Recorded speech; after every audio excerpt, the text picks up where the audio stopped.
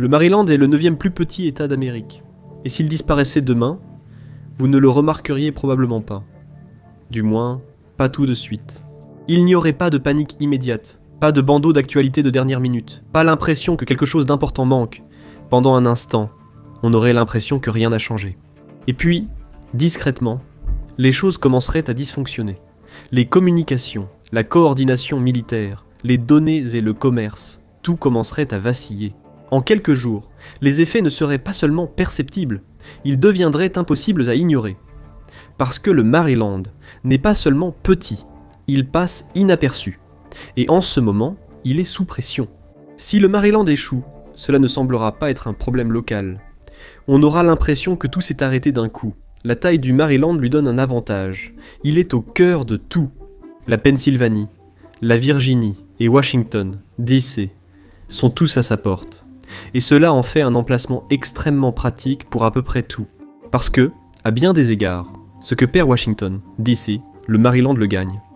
Les États-Unis ont un système inhabituel pour leur capitale. D.C. est densément peuplé, rempli de bâtiments gouvernementaux et compte près de 700 000 habitants.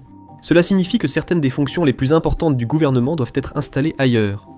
La Virginie est généralement le premier choix. Quantico, Arlington, Norfolk, ils accueillent tous des installations nationales, mais elles sont dispersées. Une grande partie de l'État manque encore d'une forte présence fédérale. Dans le Maryland, c'est différent. Ici, c'est inévitable. La proximité, la densité, le réseau de pôles, tout converge dans un petit espace. Le gouvernement fédéral est le plus grand employeur de l'État, et une grande partie est concentrée en un seul endroit, Fort Meade. À seulement 37 km au nord-est de Washington, D.C., se trouve Fort George G. Meade, une immense base militaire que beaucoup considèrent comme le cerveau du gouvernement des États-Unis. À l'intérieur de ces murs se trouve l'Agence de sécurité nationale, l'endroit où se déroulent, réellement, certaines des opérations les plus sensibles du pays. Et cela n'est qu'un aperçu de ce qui se trouve à cet endroit. Depuis 2010, Fort Meade abrite également le commandement cyber des États-Unis, le nouveau front dans les guerres du renseignement. Les ordinateurs ici ne font pas qu'assurer le fonctionnement d'Internet, ils protègent aussi la nation. Chaque message, chaque transaction, chaque mission secrète passe par ces systèmes, et il ne s'agit pas seulement des données, il s'agit aussi des personnes. Fort Meade abrite aussi d'autres agences spécialisées dans le décryptage, les communications sécurisées et les opérations de renseignement. Autrement dit, si quelque chose doit rester secret, l'Amérique le cache dans le Maryland.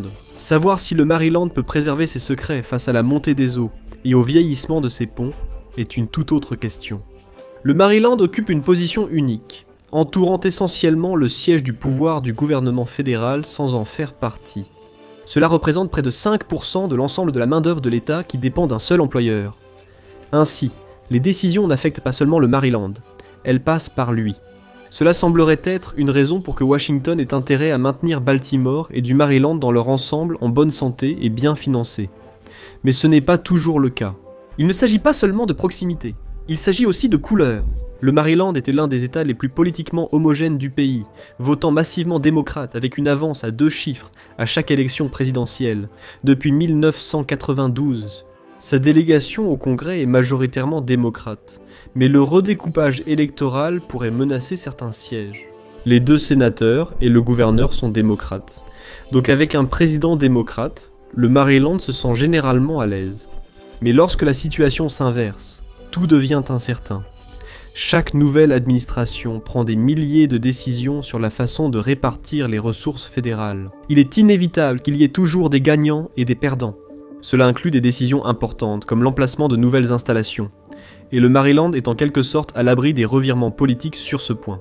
Les centres fédéraux du Maryland et de Virginie offrent des avantages de proximité trop importants pour être ignorés. Mais au-delà des propriétés fédérales, l'État dépend encore fortement des choix du gouvernement. Chaque ressource clé, chaque système critique, dépend de décisions prises bien au-delà de ses frontières. Des décisions aux conséquences régionales souvent méconnues sont toujours disposées de l'influence nécessaire. La politique du Maryland ajoute de l'incertitude. Les demandes de modernisation du port, de réparation des ponts ou d'amélioration des transports en commun sont rarement automatiques. Le soutien circule plus facilement sous une administration, tandis que sous une autre, chaque proposition est examinée de près. Mais lorsqu'il y a une crise, tout le monde est du même côté en général. Presque tous les grands centres de population se trouvent au bord de l'eau. Donc, quand les tempêtes arrivent, le Maryland est exposé. Contrairement à la plupart des régions côtières, les systèmes essentiels du Maryland sont en première ligne.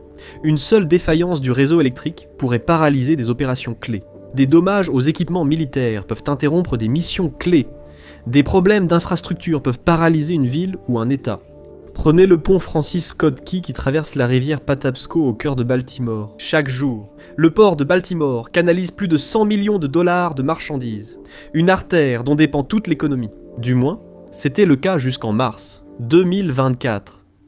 Il n'a suffi que d'un seul incident pour montrer ce qui se passe lorsqu'un système sans redondance échoue.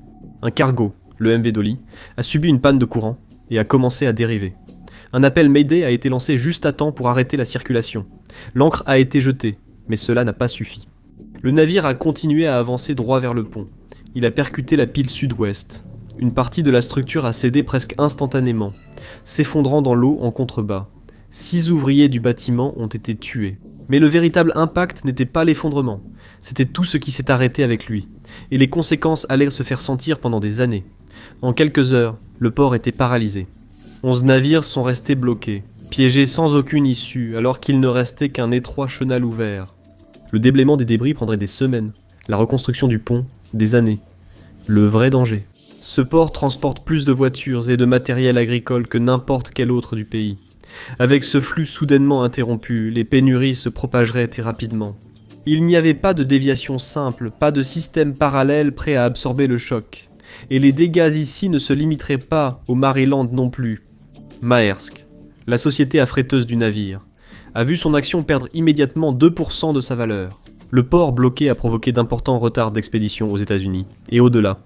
Les expéditeurs ont eu du mal à trouver d'autres ports pour décharger leurs marchandises. En surface, la I-6N 95 subit encore aujourd'hui d'importants détours, surtout pour les camions. On estime que le nouveau pont ne sera achevé qu'en 2030. Il est impossible de connaître la perte financière exacte. Une grande partie provient des entreprises de Baltimore et autour du port. Les meilleures estimations. Plus de 4 milliards de dollars d'activités économiques se sont arrêtés en même temps que le pont.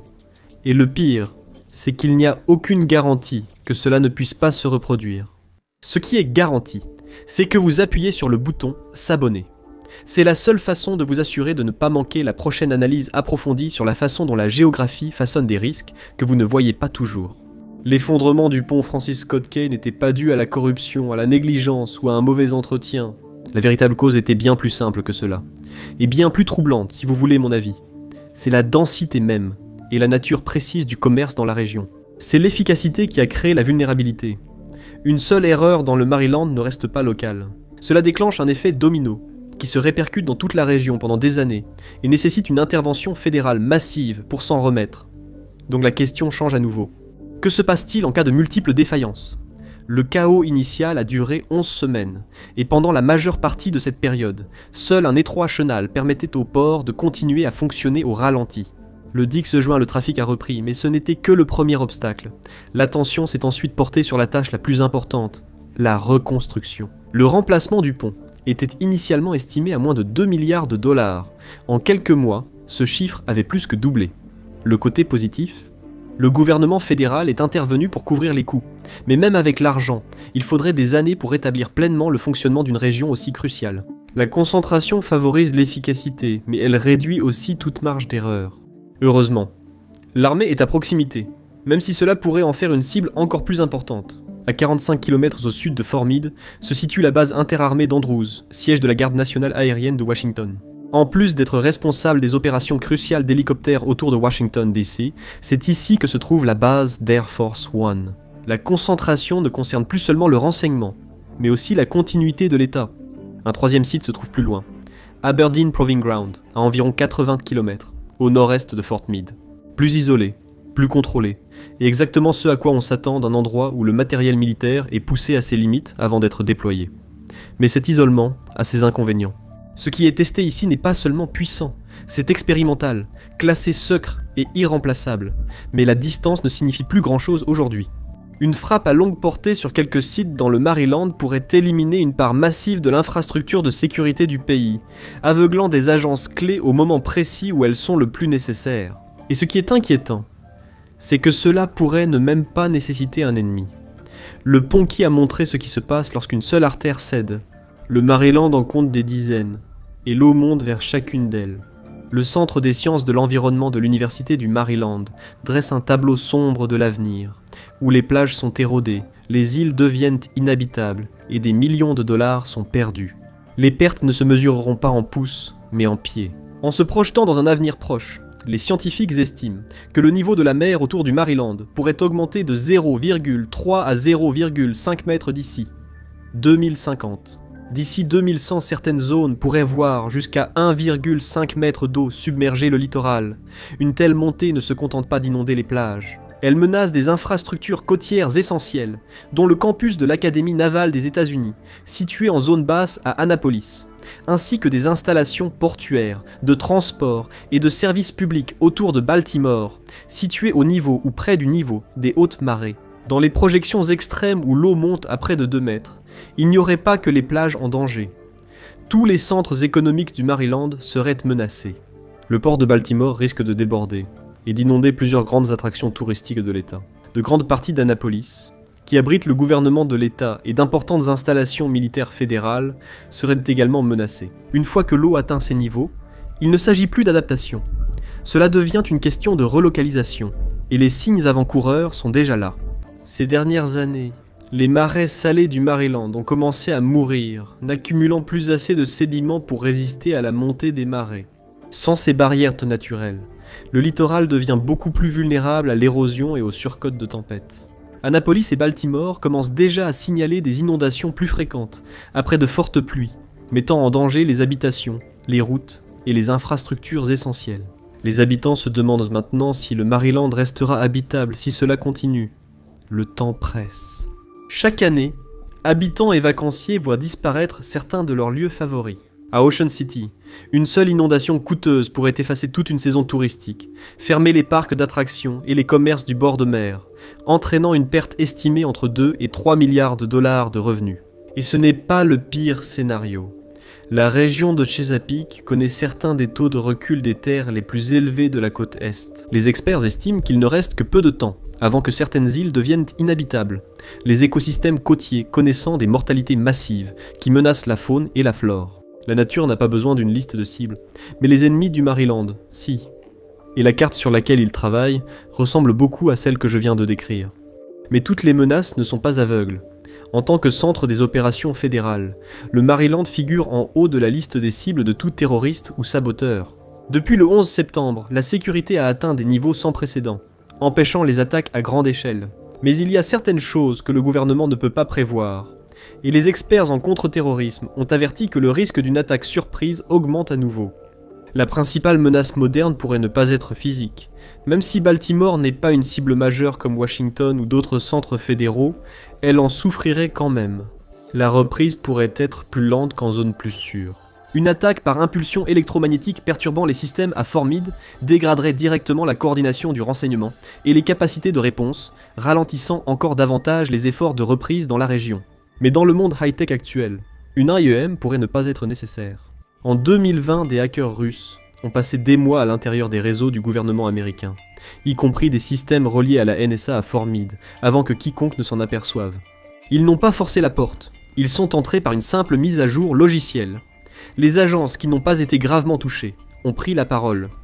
La NSA ne l'a pas fait, ce qui en dit long. Une cyberattaque à grande échelle visant à paralyser l'infrastructure du gouvernement fédéral plongerait les systèmes essentiels dans le chaos. Le Maryland serait directement touché. Fort Meade étant une cible probable, transports et services publics risquent d'être paralysés, causant des perturbations durables pour les opérations gouvernementales et les résidents.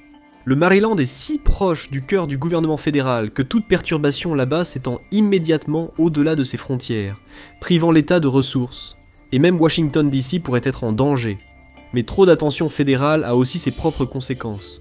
Les trajets quotidiens et les habitudes sont constamment influencés par la proximité du pouvoir. Après les attentats du 11 septembre, par exemple, les contrôles renforcés de la TSA ont d'abord été imposés à l'aéroport de Baltimore. La question à laquelle personne à Washington ne veut répondre est la suivante. Que se passe-t-il lorsque les deux échouent en même temps ? Et si le système politique qui devrait réagir est capable de reconnaître qu'il y a une crise avant qu'elle n'en devienne une ? Merci de m'avoir rejoint aujourd'hui. J'espère que la vidéo vous a plu. Pour voir plus de contenu similaire, abonnez-vous et activez les notifications. Cela aide vraiment. Merci encore. Et je vous retrouve la prochaine fois sur Mappack.